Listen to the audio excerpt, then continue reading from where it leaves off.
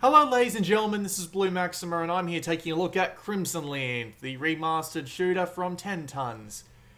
First on PS4 and now on Vita. It has a pretty big initial load time, kind of threw me off to tell you the truth. It's surprisingly long. But anyway, that's really not what we're here to talk about. So what is Crimsonland? Well, first thing we're going to do is we're going to go have a look at the extras because it has audio options. This is my favourite type of audio menu because you can choose to adjust it up or down if you want to from the default without having any issues. You also got your controls here. You can use the touchscreen to aim and fire your guns, but that is completely and utterly worthless. If you press L, you can reload, and they don't even have it here on this control map. That's kind of silly. You can also come and check all the weapons and perks you've unlocked. Now, these weapons and perks you unlock throughout the quest mode of the game, and then you can use the perks in survival mode, and survival mode alone, unfortunately. Or you can... yeah, that is pretty much all you can use them in, actually. So, statistics. We've got a lot of different statistics here. Average lifespan, how long I've been playing for. I've been playing for about an hour and 10 minutes at this point. And I probably will be playing for longer, because you know how big this game is? I was expecting this game to be like double the size it is. Look how small it is. 50 meg. That's insane. That's huge. That's hugely small in the crappiest sentence I've ever done on this channel. So what is Crimsonland exactly? Well, Crimsonland is a combination of two modes, quests and survival. We'll go and have a look at the quests first. They come in 3 different difficulties with 6 chapters with 10 levels each. Now, in every level there's a star. If you finish a level without getting hit once, you get the star. It's that simple. Let's go and have a look. So, here is Crimsonland. It is a top-down shooter of arguably the simplest variety ever. You aim with the left stick, shoot with the right stick, and kill everything that gets in your way. And there's a reason they call it Crimsonland, because look at how much blood there is on the ground already. Wait until I take out all of these bastards, and you'll be able to see just how much more there is. I better get out of the damn way. There are pickups you can pick up from time to time, which, admittedly, some of which come in really useful. Look at all that blood. Yeah, gore, explosions. Everything you could possibly want in a video game.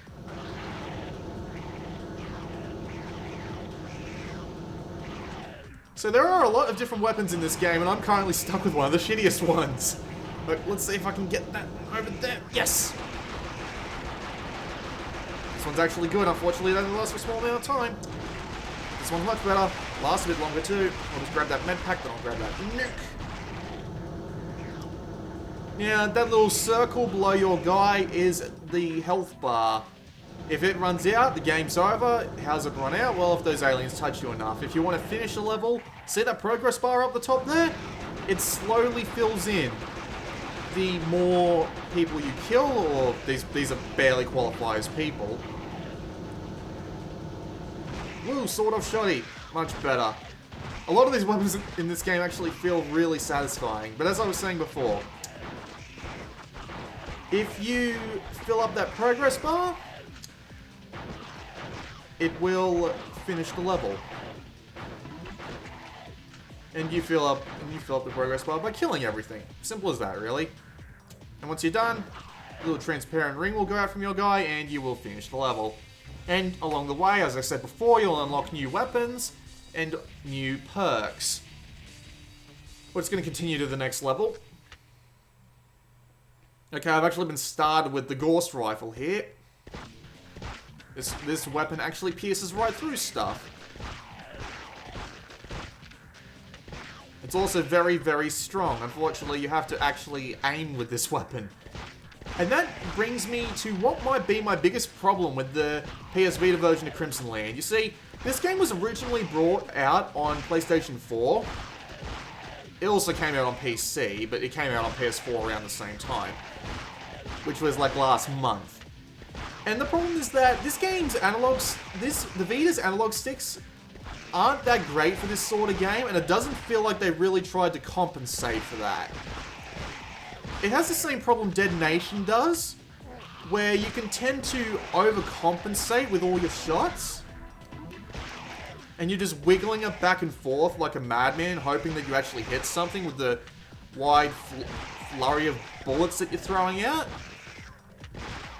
If they locked the analog stick to, like, I don't know, like an 8-way or a 16-way shooting direction, so that you couldn't, like, be constantly overcorrecting because it's too precise, that might be a bit better.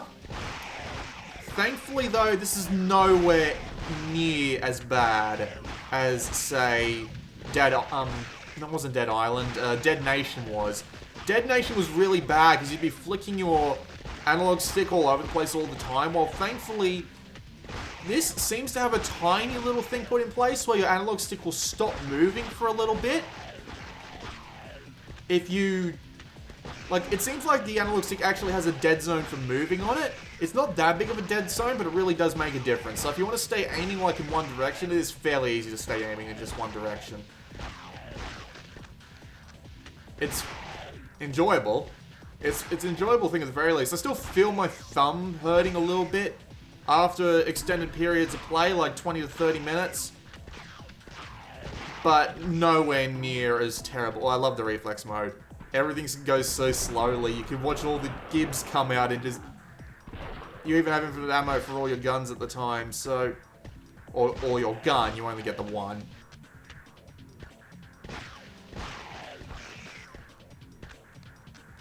Better find where this spawning thing is. This really is just the entirety of Crimsonland. You go through these quests, you unlock new weapons, you shoot lots of enemies with it. I mean, like, look at all the blood that's on the ground. God damn. The jackhammer's a really powerful gun, but its reload time is certainly short. Is that it? Yes, it is. Almost dead, too. Got a new perk. Pyromaniac. Fire-based weapons do a lot more damage. Okay. I wish that the perks actually came into this a bit more. Like, I'd love to be able to use perks on individual story levels, or even the different types of survival mode. I'll explain that in a minute, because we've got one more level to go through here. This will actually be I don't know whether to call it a boss fight, but there's usually one really strong enemy that takes a ton of shots to bring down, and that's probably the closest thing this game has to a boss fight, so enjoy it.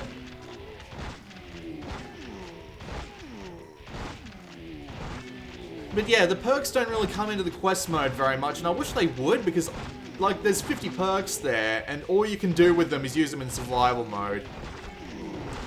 Thankfully, the game does make up for it, though, because there are a lot of fun weapons, and holy crap, there's a lot of enemies on screen already. This is not good. Gotta try and avoid them. Unfortunately, the shotgun's actually really slow, so it's useless in reflex mode. Reminds me of, Killing Floor, where some of the weapons would be outright useless in the slow time mode, because if you'd fired off a shot just before you activated it, you would not be able to shoot again until the slow motion period was over, and it was a pain in the ass. Kind of the same thing here, but it refills your magazine for free too, so I mean, saves a bit of time. Nope, want to avoid that pistol. But yeah, the main gameplay in Crimsonland is actually really satisfying. I mean, look at all these enemies. I haven't noticed a single frame rate drop yet, even with all these bloody enemies on screen and all these bloody blood stains in the background. Yeah, bloody blood stains, that's relevant. Can't go this way, not good. I probably want to take out the head of this horde, because it's really just creating more problems than it solves. Remember what I said about boss fights? Yep. This ain't good. I've got to try and find a better weapon. Maybe like a Gloss gun. Reflex boost. Might buy me a little time. Boss fights can tend to be a bit of a slog, actually. But there is more to this game in the game's survival mode, especially when the perks and all the different weapons you could imagine come into it. Weapon upgrade kit.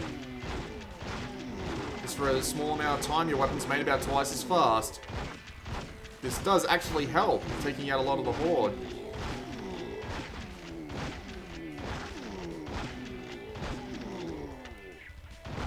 I'm gonna get overrun. This is ridiculous. didn't get the best weapon to choose from. Hold on, Fire Blast. Need that. That didn't help much. God damn it.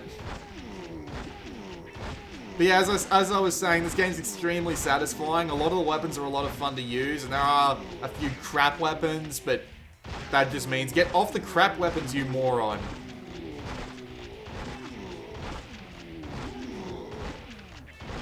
But then again, all of the weapons that are actually worth using are really satisfying to shoot. Shock chain. Like, even then, the frame rate only just dropped a little bit, and it didn't really matter that much. My god, there's so many zombies! Look at all these zombies! Ah, this isn't pleasant. Need to... shield.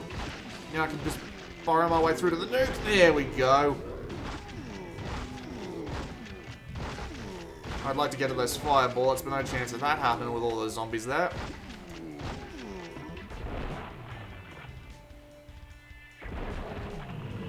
So yeah, incredibly satisfying. Oh. Oh well, I died. I like how it says the Reaper got you. Not you died, but the Reaper got you. That's dark, and I love it. So that was a quick look at quests, and there's a ton of them there, like seriously, 60 levels spread out across 3 difficulties, and in about an hour I got down to like just the 3rd set of levels, so you know, there's probably like a few good hours of content there, and then you got survival mode. There are 5 different types of survival mode. Unfortunately, I've only unlocked 3, so I can't show you all of them, but as we can see here, I've got 3. Unfortunately, survival is the only one that has weapons and perks, but we'll show off weapon picker and rush first. Every one of these survival modes does have a scoreboard, both local and global. And you can even check the specific details. You can even check the time and date they got it. That's pretty cool.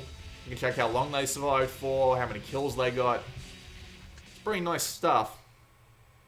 So this is weapon picker. We start out with a decent weapon in the form of the assault rifle. Unfortunately, once we're out of ammo, we're out. We have to swap weapons. And weapons don't drop from enemies, they spawn at random points on the map. So you have to hope you don't get caught out in the corner when you're out of ammo, otherwise you're pretty much screwed. So it's all about conserving the ammo, hoping you get a decent weapon to go along with it. And beating the crap out of everything you can see. Thankfully, Reflex Boost actually gives me infinite ammo for a short period, so that might be useful. Ooh. Oh no, Plasma Minigun only has 30 rounds. It's not worth picking up. Not in this mode. I will admit, it's kind of annoying that you actually have to go and pick up, like, all the weapons that you want in the quest mode. Like, if you want to get all the weapons for survival, you have to go through quest mode and get all of them, which is kind of annoying. But other than that, it's a good way to encourage playing through the actual quest. Oh dear. Stay away! Boy, am I thankful for those fire bullets, but that's not going to last me forever. Thankfully, I did actually replenish my ammo, so I can just keep shooting things. Now, I can't keep shooting things. Oh dear! Oh no! No! Stay away! I wish there was a melee attack! God damn it, shotgun spawns right there. Pistol spawns right there, and I'm dead. No point even trying to fight my way out of that one. There's no fighting. If we go check the high scores, yep, I'm in there. My score sucks, but I'm still in there. We go back to the gameplay modes now. Rush. Rush is a very simple survival mode. I'm actually number 2 on the high scoreboard right now. I don't think this shares high scores with the PS4 version, which is a shame. Rush is the simplest mode you could possibly imagine when it comes to survival. The purest thing you could possibly think of. Every single one of your bullets can kill one thing. You never need to reload, there's no pickups.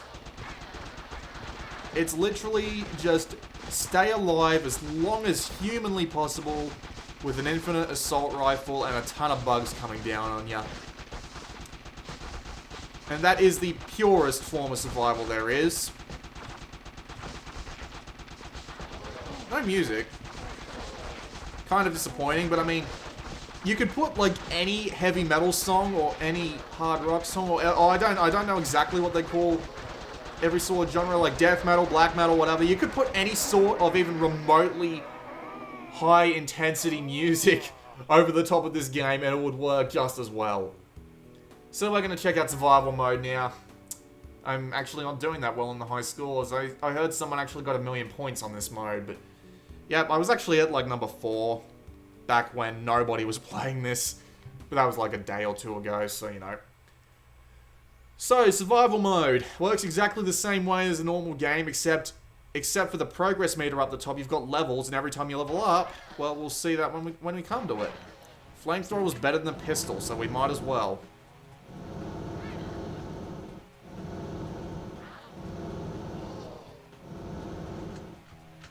So what do I think of Crimsonland? Oh well, there is music. I can just barely hear it, and I mean, like, yeah, putting on any sort of heavy metal music would still probably be better, you know, like Iron Maiden or something. That Iron Maiden isn't heavy metal, but I'm sure you get the idea. But yeah, Crimsonland is a ton of fun, and I'm really enjoying my time with it. It is a very simple game, not something I could play for hours on end, but at the same time, very, very gory, very enjoyable top-down shooter. Nice and simple. Doesn't need to be anything too difficult in order to be satisfying. Jackhammer! Oh, I love me some jackhammers. Oh, not good. Alright, so we hit... I'll give you 15%, 18% more experience points, and you'll give me your life. So you'll die, but score higher. Your bonus power-ups would last 50% longer than they normally would. You know how to pick a perk. Best idea is this, really. Lowers my requirements for by 20%. Who wouldn't take that, like, first level?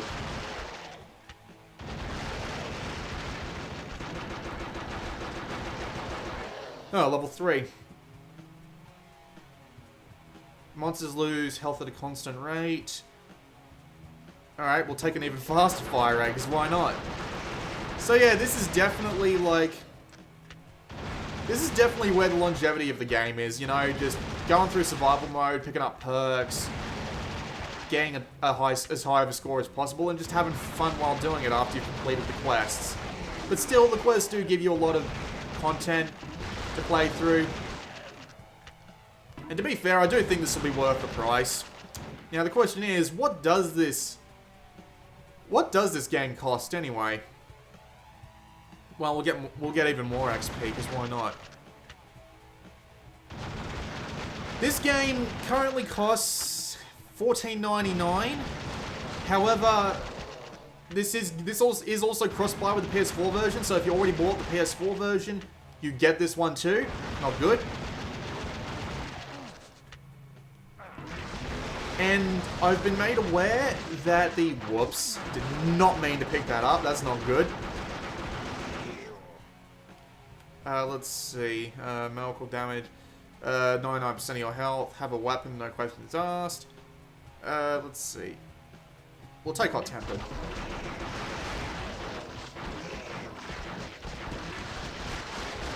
That's the ion rifle. I don't want to pick that up. But yeah, as I was saying...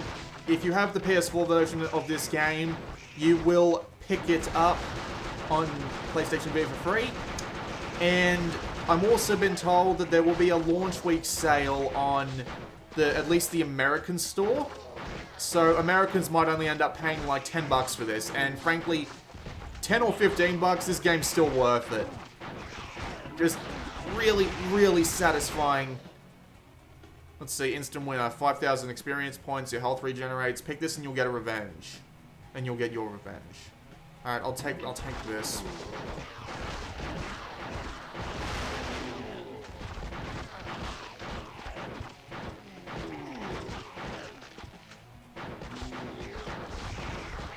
I do believe that this game would be entirely worth 15 bucks, let alone the 10 people might pay for it on launch week in America. This game is actually great. Really, really good. Performs really well. It's a ton of fun to play. and it's got a lot of content in it, especially for a top-down shooter. Just being able to go through and unlock all the different weapons and levels, and then just going through all the different types of survival. There's even 2 more I haven't shown off yet. So, yeah, this game's great. Fully recommend it. This has been Blue Maxima, and I'll see you all next time.